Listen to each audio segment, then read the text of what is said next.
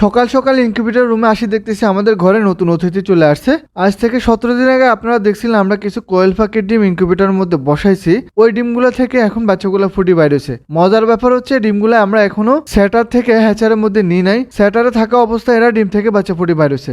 জন্মের পর কোয়েল পাখিগুলো এত ছোট থাকে যা বলার বাইরে। দেখেন একটা নুডলসের বাড়ির মধ্যে কতগুলা কোয়েল পাখির বাচ্চা একসাথে উঠে নিছে। এই কোয়েল পাখির বাচ্চাগুলো এখন হ্যাচারের মধ্যে দিয়ে দেওয়া হইব। যদি হ্যাচারের মধ্যে ডিমগুলো দেওয়ার কথা ছিল আগে, দেরি হয়েছে। তারপর হ্যাচারের মধ্যে বাচ্চাগুলো যদি 24 ঘন্টার উপরে থাকে, বাচ্চাগুলো সুস্থ সবল থাকবো, এমনকি মর্টালিটির সংখ্যা অনেক কমে যাবো, কারণ ওইখানে তারা নিয়ন্ত্রিত তাপমাত্রা পাইবো। বাচ্চা সবগুলো নিয়ে আসার পরে অবশিষ্ট যে খোসাগুলো ছিল ইনকিউবেটরের মধ্যে, ওই খোসাগুলো এখন আস্তে আস্তে করে একটা মগের মধ্যে নিয়ে নিতেছি। ডিমগুলো যখন মগের মধ্যে নিতেছি তখন দেখতেছি একটা ডিমের মধ্যে চুম দিয়ে রাখছে। আমি ওই ডিমটারে ভাঙি বাচ্চাটারে বাইর করে দিছি। এখন আরো 17টা ডিম ফুটার বাকি আছে। ওই ডিমগুলো আমি হ্যাচারের মধ্যে দিয়ে দিছি। আশা করি খুব দ্রুত এই ডিমগুলো থেকেও বাচ্চা ফুটি বাইর হবো। কতগুলা ডিম থেকে বাচ্চা ফুটি বাইর হয় আর কতগুলা নষ্ট হয়ে যায় অবশ্যই আমি আগামী ভিডিওতে আপডেট দেওয়ার চেষ্টা করব। রিকোয়েস্ট রইল আপনাদের কাছে, ভিডিওটা ভালো লাগলে লাইক কমেন্ট শেয়ার করতে ভুলবেন না।